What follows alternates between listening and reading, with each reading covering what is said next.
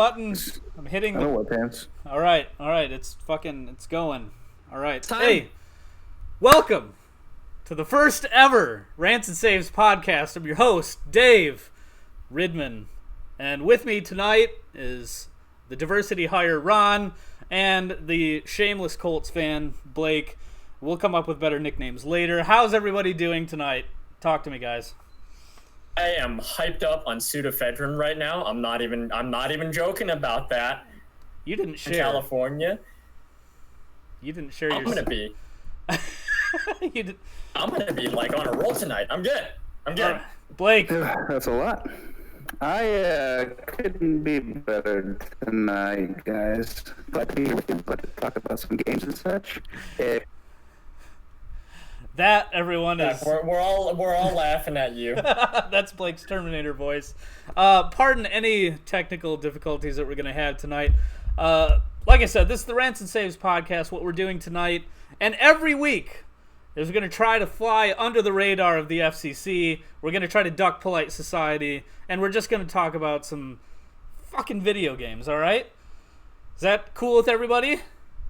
That's not what I signed up for. I thought this was a good Christian podcast. Yeah, why are you guys still wearing shirts? This is what I signed up for.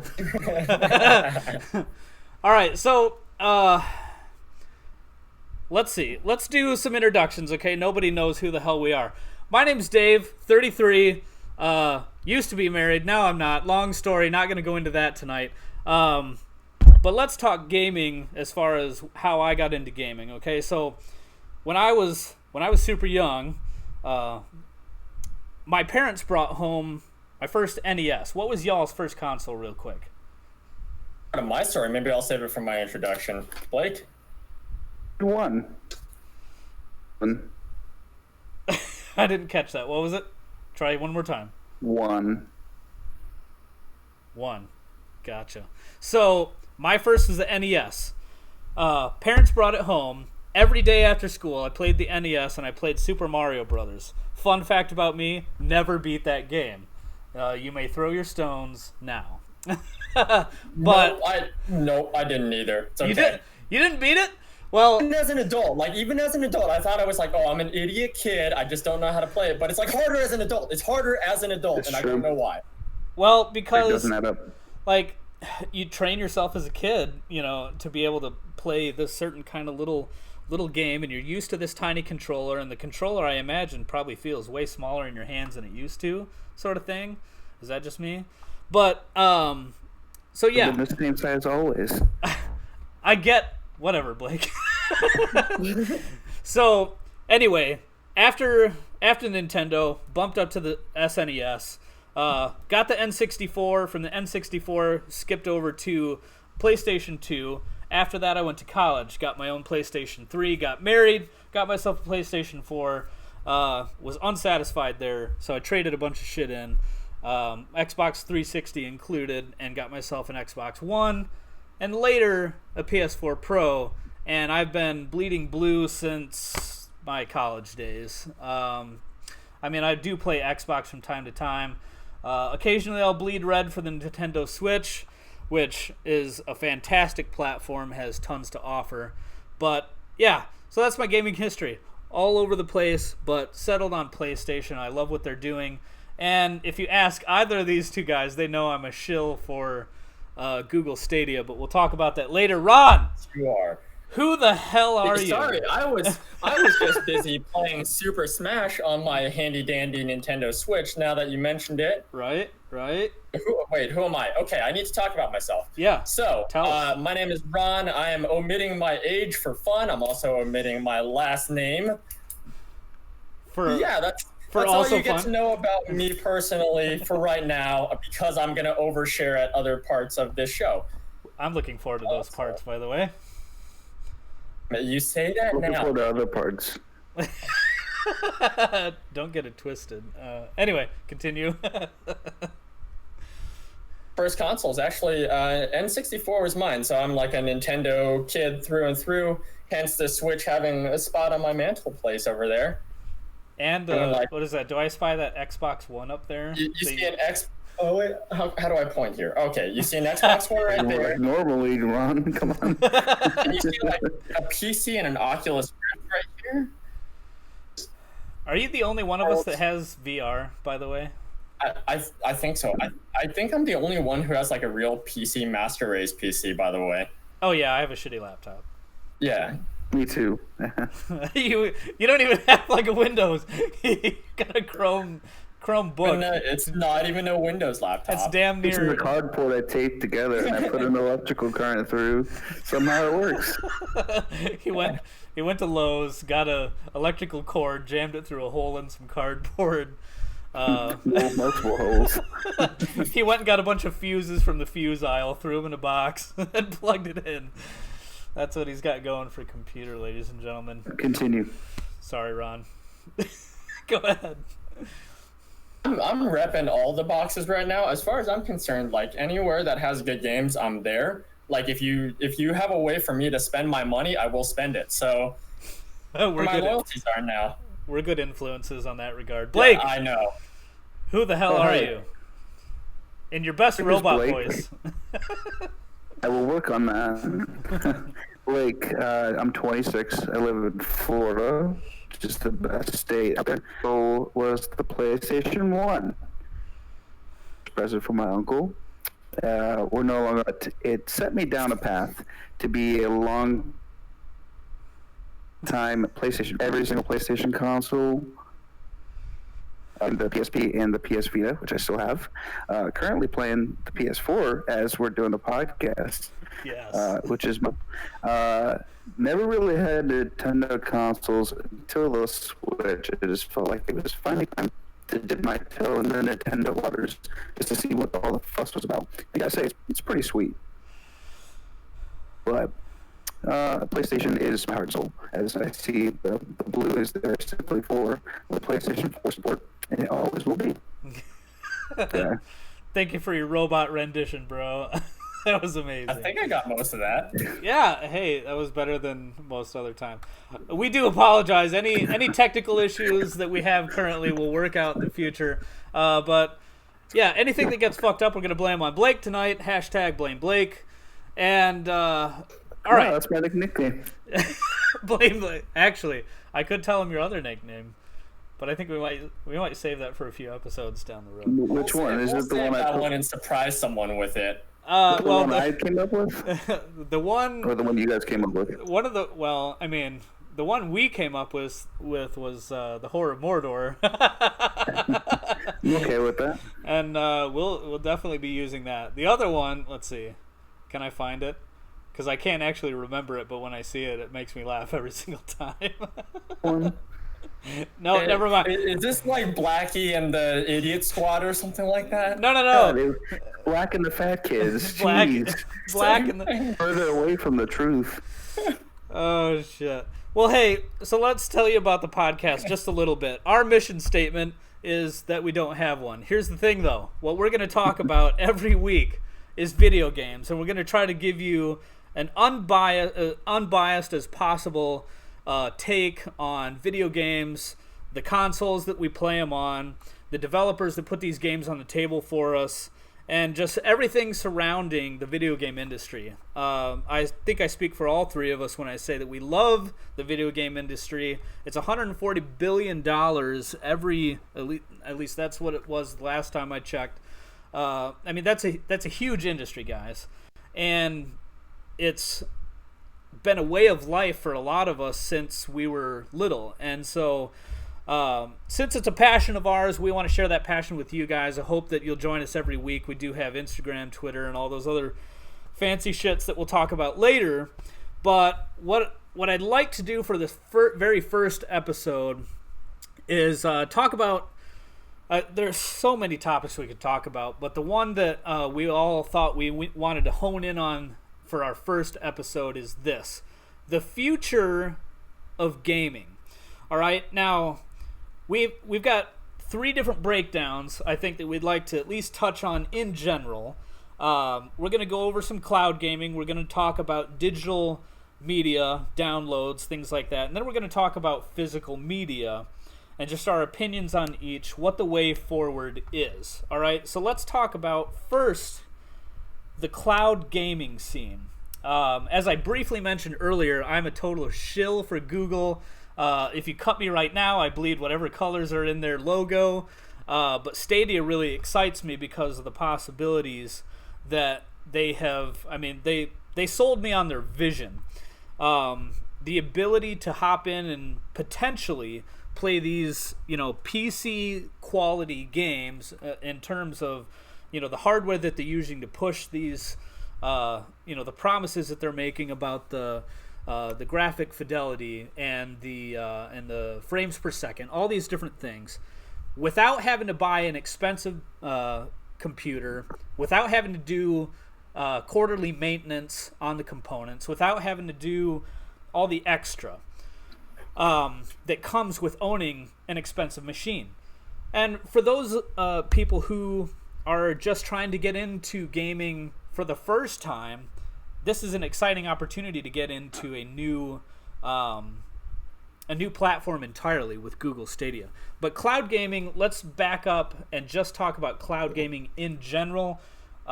Blake, let's try to get your take. What do you think about cloud gaming in terms of the future of gaming? Where does it stand? Is it the complete way forward, or is it going to be a good accessory to what we're looking at in terms of the gaming scene? I look at it like it's a good accessory currently have in terms of the main infrastructure of physical gaming. As you guys might already assume, in terms of connections and whatnot, I'm one of the examples of those individuals that might go to a completely cloud-based. So depending on connection speeds and whatnot, and having the ability to actually get the most out of the server-based service, have my concerns in terms of if that was the primary way to play games, and if all of the AAA games and whatnot were pushed towards cloud-based gaming and all the multiplayer experiences were cloud-based, it could become a struggle, at least in the short term. Maybe long term, there'd be ways around that, or the connections would become in order to. But right now, as far as I would see it, it would really be somewhat of a turn off if I had to switch to the cloud-based gaming within the next 2 days. So I think there could be challenges for that. Sure, absolutely. I think. Yeah, you bring up some good points. There are some genuine and legitimate concerns about how feasible this is. Now, I can share my opinion about that here in a minute, but Ron, let's get your take. What do you think about cloud gaming, big picture, the way forward, good accessory? What's your take? What do you think about it?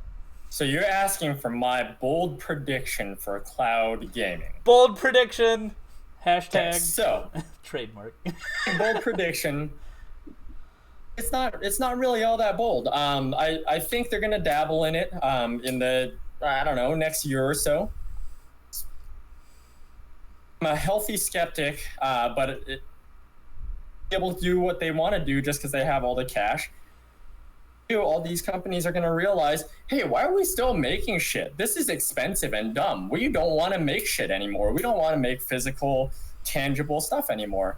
And as that happens, and as we start getting internet everywhere, like on the road, on your mobile device, my buddy's car has he has a Tesla, and he can literally download stuff from his Tesla. So who knows? Maybe we're going to be playing games like literally from your car GPS one day while driving. That's so safe. Yes. That day. VR headset on when you're driving. What's that one? Okay, let me get completely off topic for a second. All right, tangent time. Which movie is it where?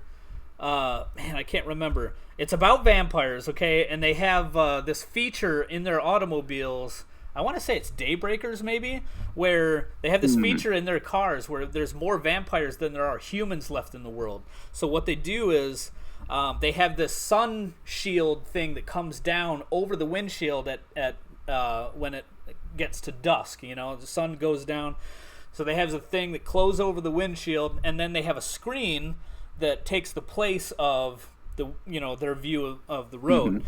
I mean, hell, I kind of feel like maybe in the next 10 years we're gonna be doing some dumb shit like that. We'll be driving around with screens with, but by then maybe they will have fixed it to where it's a damn near 1-to-1 ratio of what the incoming signal and what we see and all that. It might be feasible by then.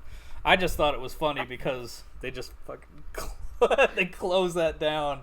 I'm just imagining the test runs for the first few cars like that, where the screen doesn't turn on. And then are you saying we're gonna have a screen instead of a windshield? Yeah, a wind screen instead of a windshield. But yeah. Glass. I'm just saying.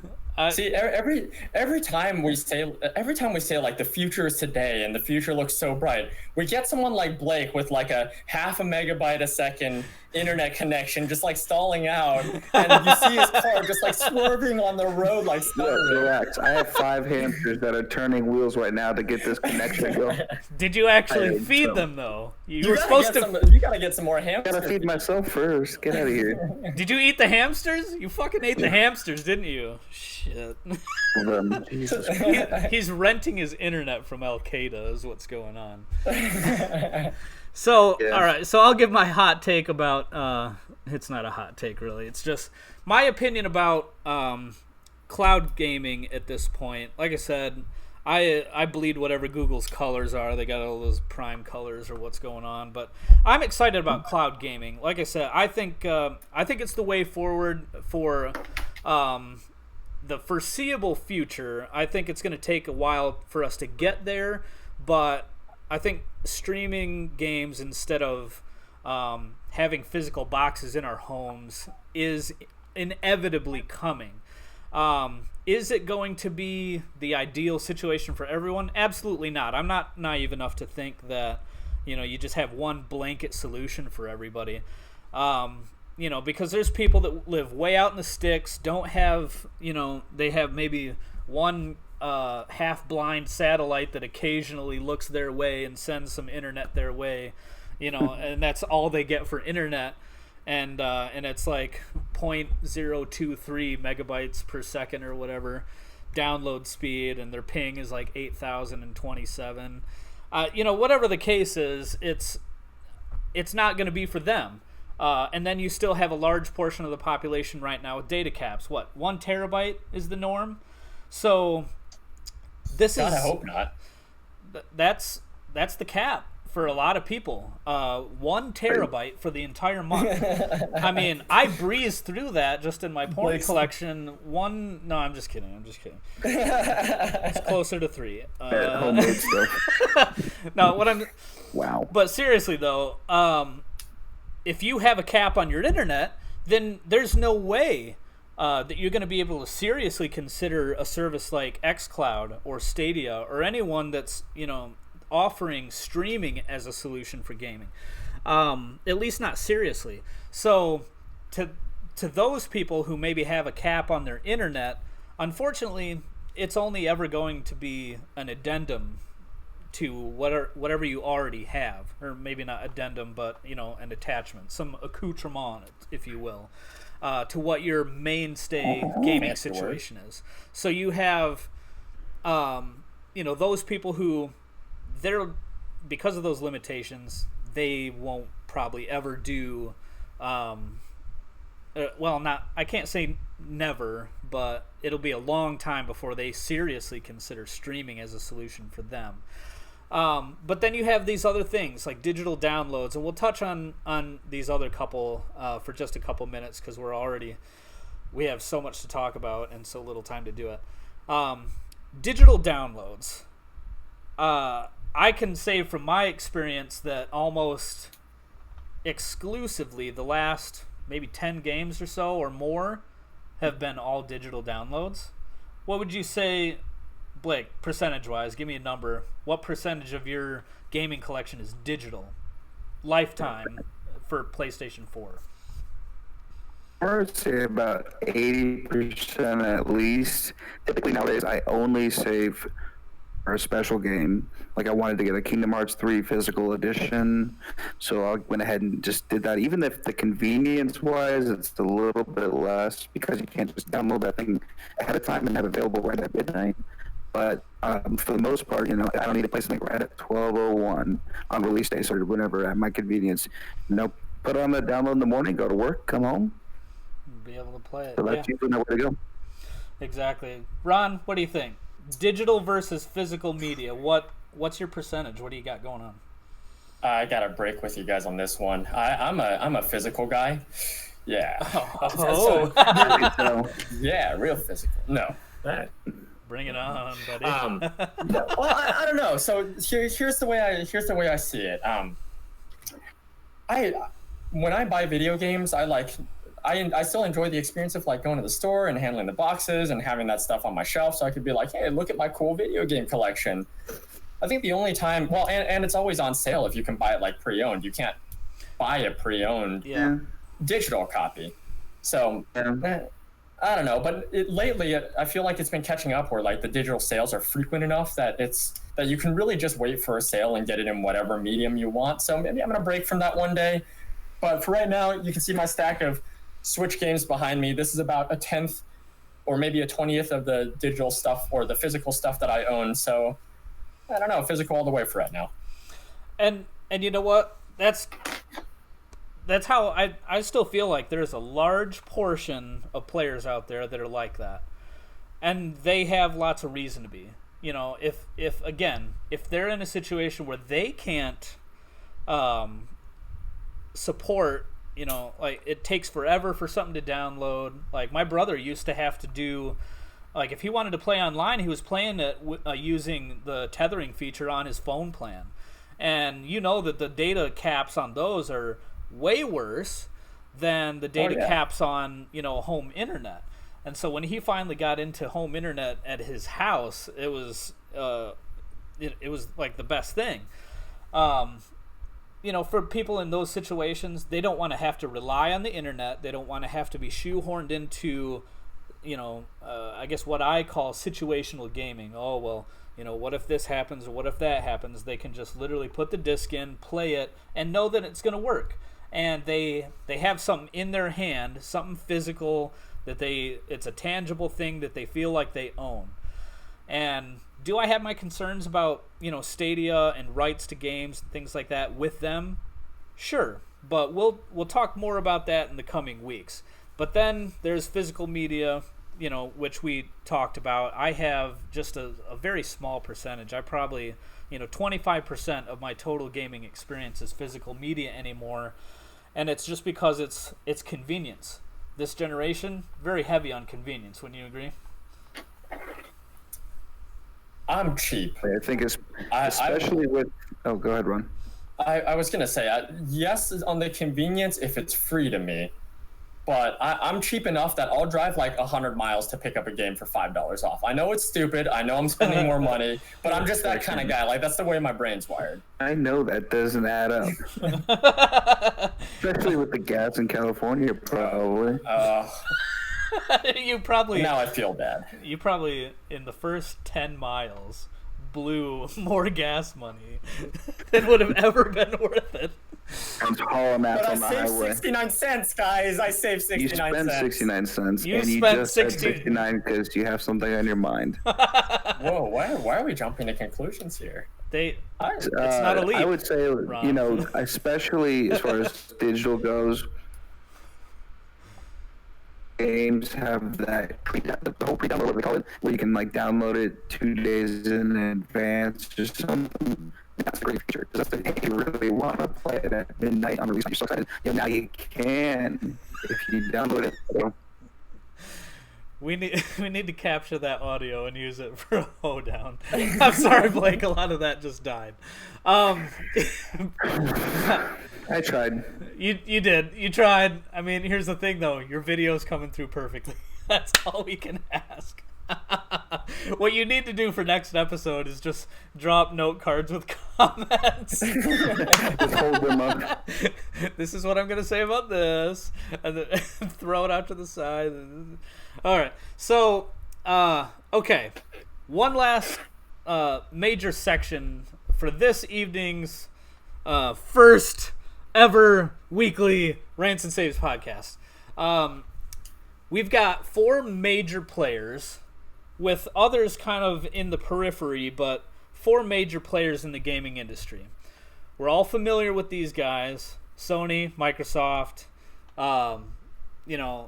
Nintendo, and Google is on the horizon. I guess I feel like they're going to be a major player, but they will need time to get into that position. So let's talk about the futures of each of these companies, the direction that we think that they're going. And we'll start with Google. Are they being smart about this? Because here's the thing. There was recently an article that, let me see if I can find my article that I had pinned. There was a thing that happened. This is on GameSpot's website. Let me see if I can pull up who wrote it. While we're waiting for that to pull up so I can credit the author. Basically, what the gist of the article was that Microsoft, Nintendo, and Sony all teamed up, which is a very rare occurrence for them to ever agree on anything. This is by Steve Watts on GameSpot.com. About Sony, Microsoft, and Nintendo. They write a open letter opposing Trump tariffs. So basically, the gist of this article, and I won't take a ton of time to actually read what they're saying verbatim, but what's going on is the tariffs against China. A 25% tax, if I'm not mistaken, is mentioned in the article here, saying that that would endanger the gaming industry. A 25% tax on an already expensive piece of hardware is going to put a lot of people, it'll put that console that they might have just enough money for out of reach. Take it just beyond their reach of affordability for them. And so Google is coming in without an actual physical piece of hardware. They're not getting anything physically from China where these tariffs are being levied that's being taxed. So they kind of come in as the low entry point on the totem pole. What's you guys' thoughts about Google and how they're doing things right now with Stadia, the direction they're going? We'll start with Blake. I want to hear his opinion. I think I caught that. We're starting with me. Okay. So I honestly think Google's doing exactly what I was saying people would be doing for quite a while. I don't know if I can talk about the Discord here, but before Google even announced the Stadia thing, I had made allusions to the fact that hardware generations are kind of on their way out. You're not going to have too many more Xbox Ones and Xbox Twos and so on and so forth. That era of console wars hardware console wars is basically over. So I think Google is really just doing the smart thing. I'm surprised it's Google of all people, kind of. Not really, because they have a whole bunch of money. But I really think it's the right thing to do for the bottom line of the gaming industry. Hardware is expensive. I mean, I don't know about this guy. This guy might actually make a profit, but the one before it didn't, right? Many of them are unprofitable, and they would sell it at a loss so they could make back their revenue on Xbox Live and on subscriptions and loot boxes and all that fun stuff. Well, what is that? It's a revenue stream, right? And Google is purely revenue stream. That's all they are, without a whole lot of expense per user. So I think they're doing the smart thing here. I just hope your fanboyism is right, because I've got stock in Google. Right. You're pulling. I'd like to make some money. Yeah. You're pulling for him because you got money in the game. Blake, yep. What's your? I guess we'll try to get your short take, since that's about all we can. So all we can get at a time. Short takes. Talk really slow. Okay. Well, I think from a business perspective, it's the smart move, considering that, the way, like Ron said, these gaming companies typically run losses during consoles, and they usually make it up for it through accessories and through the games. I value having, the home console like that, even if it's a physical copy of a game or a digital copy. There's still sort of just a sentiment, I suppose, to having that physical console. So the shift itself is something that I have to kind of be more open-minded to. It's potentially a good move for, if they choose to walk instead of run, make sure that they do things right and rolling it out to the public and making sure that it's people. But, I think I'm hesitant in my expectations to the way things are. Maybe it's just because it's done. I think that there's definitely potential there. Yeah, it's. I think I caught most of what you were saying there. We did have a bit of artifacting going on with your voice once again. I'm very impressed with your Terminator impression. It's coming along nicely. I've been working on it. Yeah, I think we have mostly your ISP to thank for that. As far as where I think Google's going, I do think they're doing the smart thing business-wise. I mean, one thing that I always come back to when I'm thinking about the situation is there's, on the one hand, you got the smart thing to do from a business perspective. On the other hand, you have the people that you're trying to reach as a customer. You have to balance those out because, yes, you have to make money and you have to be profitable, but you also have to maintain an image with your customers. If you're not looking good to your customers, sorry, you're just not going to make money. And Google's coming in here with a sure, you can get Stadia Pro and you can spend the $10 a month for the opportunity to have 4K 60 frames per second, free games every month, blah, blah, blah. There's all that, but if nobody likes you, then why would they buy in? So there's that little bit of juxtaposition there. They have to strike that balance. I think, a lot of people that are kind of shitting on Google right now, they just don't know all the facts. And frankly, there's too much negative press out there in general, let alone when we're talking about Stadia. Microsoft, though, let's take Microsoft next. And again, we'll try to keep these short for Blake's internet's sake, so we don't literally kill his 2 remaining hamsters if the other one's even. Three. Oh, still have the third? Good. They're troopers, for sure. So, Microsoft. I'll go first on this one. Microsoft, I think, well, let me zoom out a little bit. Big picture, okay? Of the 4 companies we're talking about, the big 3 with Sony, Microsoft, and Nintendo, Google is incoming, and they've got money. Google's got resources, and they have business savvy. They don't have a lot of gaming experience, but money means options. And when you have options, that means, some of those options are people that you can hire to lend their expertise to, you've hired what you needed. If you lacked the knowledge of how to put together servers for a gaming application, then, if you got boatloads of money, you just hire someone who does know. And they're motivated to do it because they're collecting a paycheck from you. And the same thing goes for, they're not even on my radar super definitely right now, but I heard about Walmart trying to get in on that streaming game also. Right. Walmart's got tons of money also, but they don't have the infrastructure, and they also don't have the experience. But they also, not maybe 10, 15 years ago, you couldn't say that they were in the cell phone business either.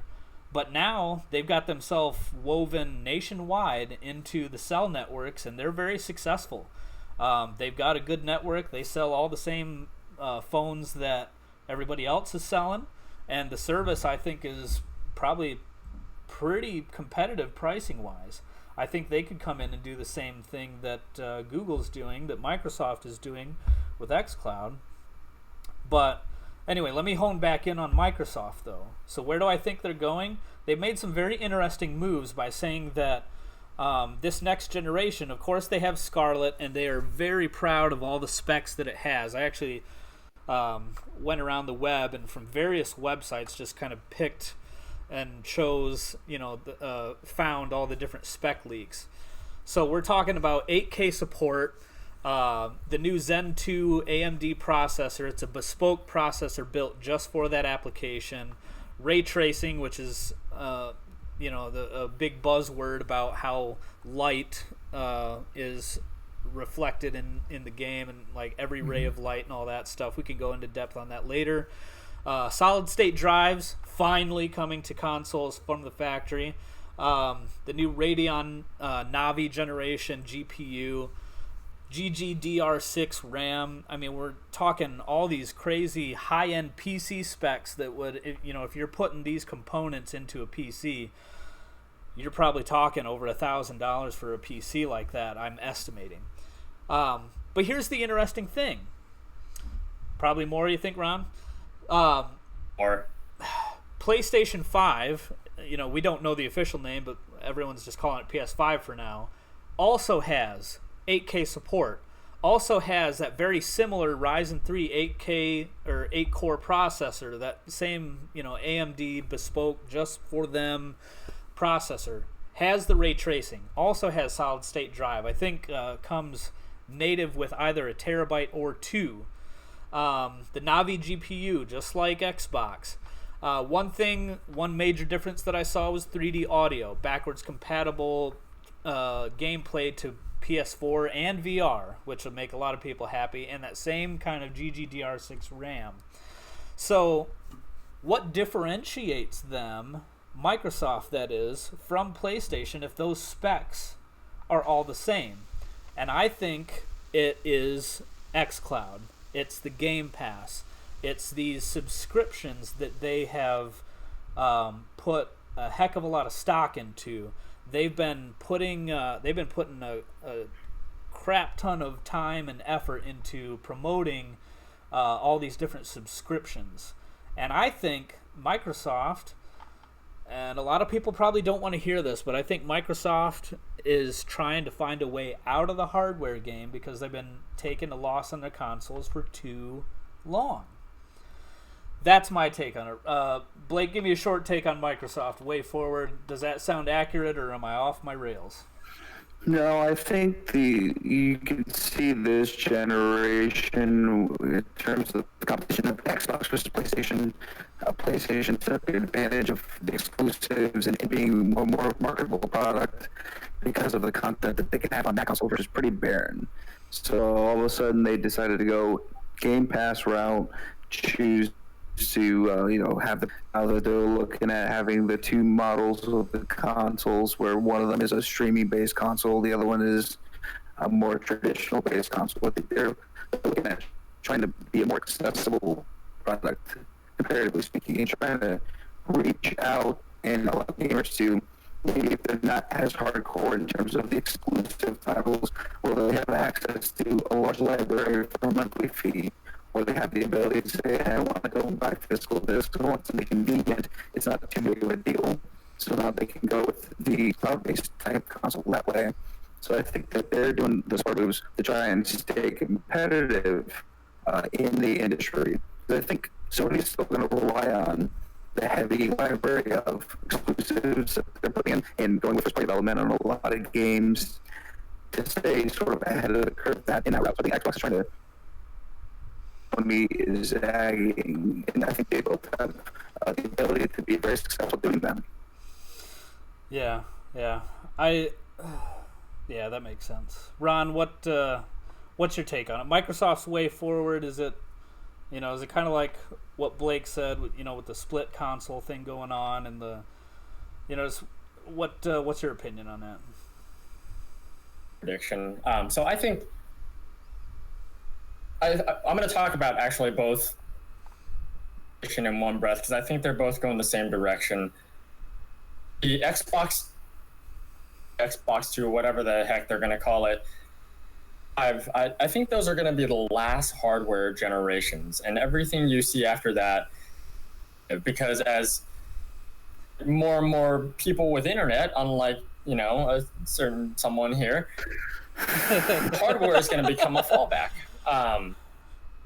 Because the company, like you said, they don't want to sell this stuff at a loss. So they want to sell you an Xbox 2 or a PS5 if you don't have stream or over 5G or whatever's coming next. And oh, by the way, when 5G comes around, you're going to have home internet speeds pretty much everywhere they can stick a little transponder. My bold prediction is that for this generation, for Xbox Scarlet, Xbox 2, have a leg up in the streaming. PS4 is going to have a leg up in the exclusives. And then as we phase away from the hardware, it's all going to come down to exclusives. It's all going to come down to what deals you can sign with your platform, because when it doesn't matter what you're using, if you're using a phone, it doesn't really matter if you're using it using Stadia or xCloud or whatever it is. It's all the same physical device. You can't tell the difference. So then at the end of the day, it's going to come down to the actual exclusives. So that's my bold prediction for Xbox. Nice. Yeah, Nintendo, I don't have much of a window into Nintendo's soul too much, because I'm a latecomer to the Nintendo Switch and all the recent stuff. Are you laughing at me? Damn you, Blake. That's what I. Never mind. We're not dwelling on my phraseology. But as far as the direction Nintendo's going, I still, man, they're a hard read. They do have, a couple of bits of new hardware on the horizon, but I feel like Nintendo just does whatever the hell Nintendo wants, and their wallet is still fat because they're playing to the audience that they want to play to, and they're doing just fine. I don't feel like they feel any pressure to get into the game streaming or play, to the power struggle that goes on between Xbox and Sony, like in terms of, how powerful the console is. And honestly, I think even though Xbox came back really strong with the Xbox One X and made a big statement as far as the power, I don't, by then it was too late. They had already fallen too far behind in the sales for that generation, and it was a big blow for them. So going forward, Microsoft has a lot of ground to make up, and they definitely have something to prove.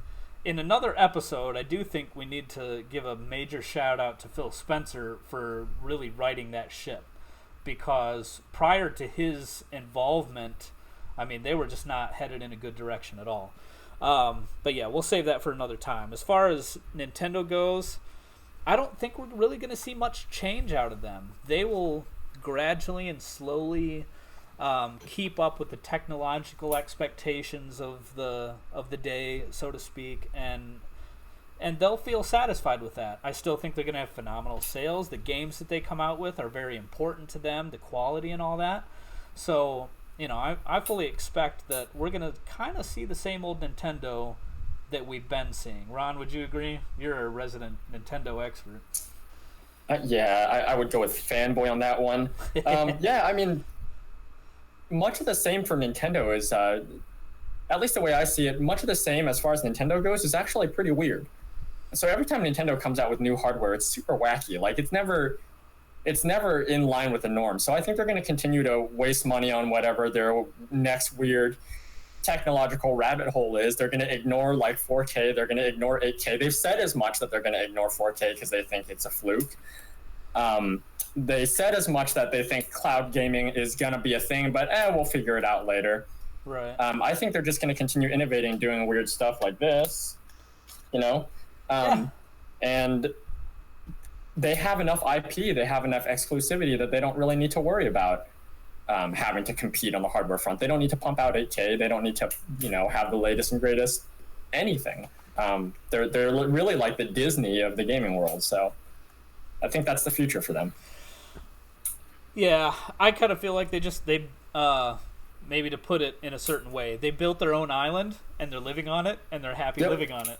Yeah. No, they're totally fine. They're like shirtless and they're like all going stir crazy talking to volleyballs, but it's what they like to do. Yeah. Wilson. Wilson. Yep. Well, let's see here. What else did we want to talk? I think we're damn near out of things to talk about for this episode. All right. Well, let's do this. We have a word from our sponsors. All right, that was the word from our sponsors. We're going to go directly into talking about our social media. Okay, now, I mentioned in the beginning, we'll have some technical hiccups and things like that. Obviously, we're going to keep working on things. We're going to make improvements. We're going to make this the best damn podcast that there is on the internet. Do I have an amen from the Peanut Gallery? Amen. All right.